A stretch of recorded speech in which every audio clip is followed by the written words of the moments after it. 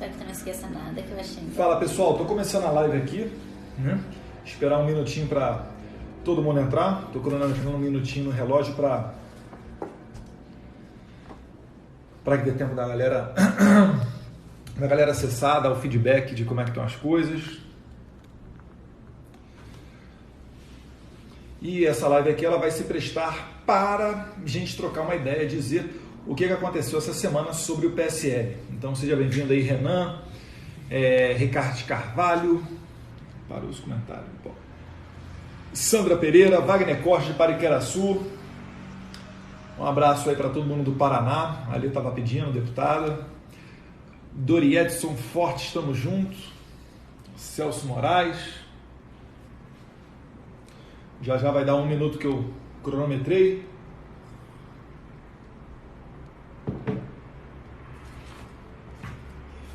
Pois é, pessoal, lamentavelmente a gente está tendo que passar por tudo isso, mas também, por um lado, né, é positivo que as máscaras estão caindo e a gente está vendo quem é quem. Quem é que pela frente fala que tem discurso Bolsonaro e por trás está fazendo outras coisas, né? Então preparei aqui uma ordem cronológica do que as coisas, como é que as coisas aconteceram essa semana, para tentar explicar para você que não está entendendo tão bem o que está acontecendo com o PSL. Perfeito? No começo da semana, teve aquele vídeo, né, do presidente Jair Bolsonaro falando para um garoto na saída do Palácio do Alvorada, falou no ouvido dele, mas todo mundo escutou, a questão lá do esquece o PSL, o rapaz falando do presidente do partido, Bivar, e depois daquilo começaram a se suceder alguns ruídos. O presidente Bolsonaro já estava pedindo transparência nas contas do partido, uma maior transparência para dar ciência sobre as contas do PSL, e durante a semana isso teve uma das repercussões principais. Foi terça-feira, quando o líder do PSL na Câmara dos Deputados, o delegado Valdir, orientou por obstruir a votação da medida provisória 886. Por que isso aí foi tão grave? É pelo seguinte, a medida provisória 886, ela não tem nada a ver com a relação delegado Valdir e presidente da República. Mas, devido aos ruídos, o delegado Valdir levou para dentro do plenário essa questão e obstruiu uma pauta do governo, uma pauta do Brasil, que não tem nada a ver com a questão delegado Valdir, presidente Jair Bolsonaro pedindo mais transparência. Se o delegado Valdir tivesse tido sucesso nessa obstrução, a MP iria caducar. Não haveria tempo suficiente para o Senado Federal apreciar essa MP. Então isso daí é o bizarro. É uma das coisas assim, que não pode acontecer de jeito nenhum. Ela demonstra uma total imaturidade na liderança do delegado Valdir, que eu apoiei lá no começo do ano. Para você que não lembra, no final de 2018, quem era o líder do partido era eu. E eu passei a liderança para o delegado Valdir, que depois, por aclamação, passou a ser o líder do PSL. Exatamente por quê? Porque eu não queria isso para mim. E naquele tempo não tinha nada dito sobre Credem, tá? Naquele tempo não tinha nenhuma articulação, nem nada sendo feito para eu ser presidente da Credem. Não queria ser líder, delegado Valdir passou a ser líder. Decepcionou orientando a obstrução. O que o governo fez? Pensou, ora, os próprios deputados, nós que somos mais, digamos assim, estão dizendo a aula bolsonarista dentro do PSL, nós nos reunimos e falamos, olha, desse jeito não dá para você ter uma liderança. E então um outro nome de outro deputado, que não eu, se apresentou para tentar ser líder do partido. Só que, nesse momento, nessa reunião, 2 deputados não concordaram com esse nome. E aí então surgiu o meu nome. Comigo, na liderança, todos concordavam que a liderança estaria em boas mãos. O próprio presidente Jair Bolsonaro, ele não queria que eu fosse líder. Eu também não queria. Mas, diante desses fatos, né, eu não vou me acovardar. E, vendo um líder do PSL, que é o partido do presidente, orientando contra a presidência da República, não sou eu que vou ficar de braços cruzados, né? Então nos apresentamos, começamos a correr atrás de uma lista para você ter as assinaturas necessárias para você ser líder. Você precisa da maioria do partido e protocolar na mesa da Câmara para você ser líder. O presidente Bolsonaro, que é do PSL, então não me venha com esse papinho, essa gargantinha aí falando, ai, o presidente interferindo nada. Ele está fazendo um projeto para o Brasil e o partido dele dentro da Câmara está indo contra o presidente. Porra, tu acha o quê? Que ele tem que fazer o quê? Que ele tem que ficar, não vou interferir? Qual vai ser a próxima medida provisória que a gente vai mandar que o PSL vai obstruir? Será que vai obstruir a questão da reforma tributária? Será que vai obstruir a MP da liberdade estudantil? A gente não pode ficar a esse sabor, a essa quase bipolaridade de uma pessoa para colocar adiante as pautas do país. É só isso.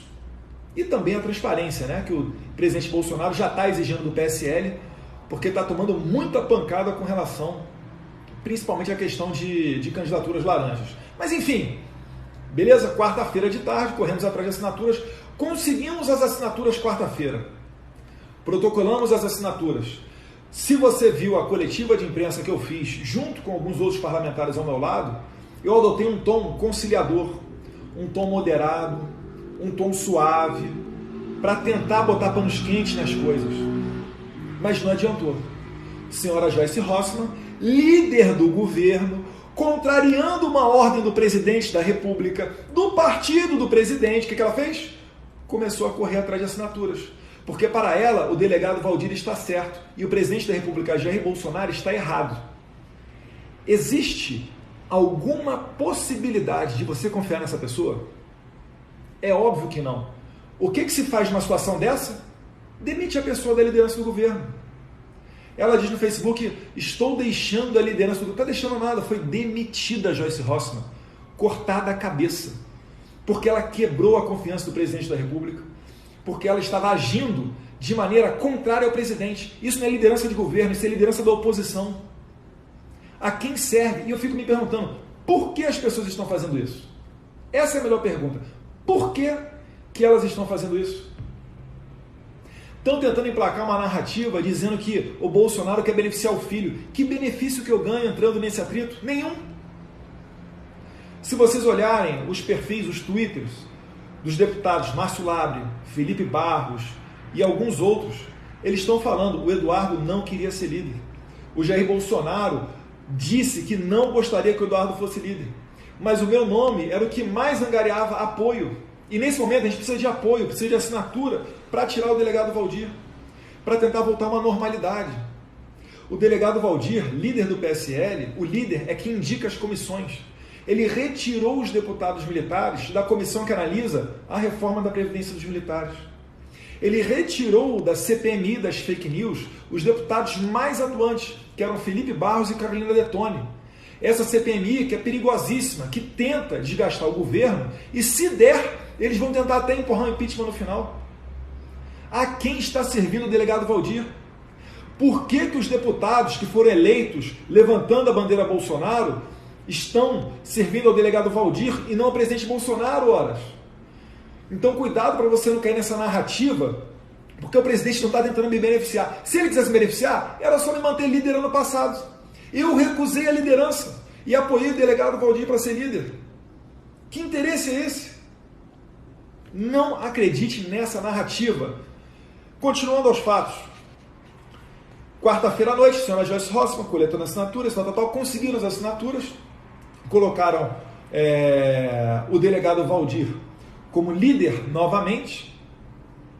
O que aconteceu quinta-feira, no dia seguinte? Demitida, Joyce Hasselmann, né? Uma pessoa que diz que o presidente é que tem uma inteligência emocional menos 20. O que ela fez? Começou a adotar o discurso petista, falando que todo mundo sabe que o presidente tem milícia virtual, a milícia bolsonarista, alguns pagos, alguns não pagos, inteligência emocional menos 20, idade da porrada no presidente. Mas ela não conta a traição que ela fez na noite anterior. E ela está muito irritada, porque a liderança do governo são 30 cargos, e da noite para o dia ela perdeu esses 30 cargos. Na frente das câmeras ela vai dizer que está muito leve, né? Vocês viram o vídeo, né? Muito leve. Se tem uma coisa que ela não está, é leve. Pode ter certeza disso. Então, demonstra toda a sua imaturidade. É lamentável ter que vir aqui falar com o público sobre isso tudo que está acontecendo. Mas se a gente não falar, eles vão tentar emplacar a narrativa de que eu estou querendo me dar bem para ser líder e etc. Pois bem, seguindo aqui, quinta-feira veio à tona os áudios da reunião da noite anterior, do grupo do delegado Valdir. E aí é que você cai para trás. Até mesmo nós que estamos acostumados há alguns anos com a política, a gente vive, né, num meio que não é, vamos dizer assim, dos mais salubres. Às vezes a gente se surpreende. A gente consegue cair para trás com as pessoas na intimidade, falando o que elas falaram, né? Alguns xingando o presidente, outros falando que foram tratados igual a cachorros, que o presidente nunca os ouviu. Para deixar bem claro, pegando o foco pessoal de cada um dos deputados do PSL eleitos. Os deputados do PSL que foram eleitos, eles não eram da política. A esmagadora maioria, tirando um ou outro. Eu fui reeleito, o delegado Valdir foi reeleito, o Major Olímpio foi eleito senador, mas a esmagadora maioria dos deputados do PSL, 50 e poucos, vieram de fora. Eram pessoas que não eram conhecidas. Eram pessoas que, se você tivesse que apostar, normalmente ninguém apostaria que seriam eleitas. Como é que você vai dizer, né? Algumas delas, inclusive, tendo recorde, sendo os melhores votados dentro dos seus estados. Ora, será que não foi a onda Bolsonaro que passou e impulsionou todos eles? Essas pessoas estão ganhando, bruto, 33 mil reais. Em torno de 35 mil reais por mês de verba de gabinete. Mais em torno de 100 mil reais para contratação de assessoria. O que mais essas pessoas querem? Essas pessoas que agora que falam que foram tratadas iguais cachorro, essas pessoas que falam que o presidente não os atende em nada, o que mais essas pessoas querem? Por que estão se irritando com o presidente Bolsonaro e apoiando o delegado Valdir? Exatamente. O que está em jogo, a gente sabe, e tem sido muito utilizado isso para angariar votos a favor do delegado Valdir, é a promessa de fundo partidário, é a garantia de legenda. E os deputados, eu vejo que alguns deles, eles têm a seguinte teoria, né? Que o que aconteceu em 2018 não se repetirá em 2022. Logo, eles precisam de fundo partidário, eles precisam de diretório do PSL, eles precisam de emendas ao orçamento, eles precisam que o presidente permita que eles indiquem cargos dentro, né, de estatais ou órgãos dos governos para agradar as suas bases, porque se não fizerem isso, eles não serão reeleitos. Repare, a missão número 1 dessa galera deixou de ser agradar ao seu eleitor, trabalhar para o seu público, e passou a ser o quê? Se reeleger. Quando você faz isso, você se torna um político padrão.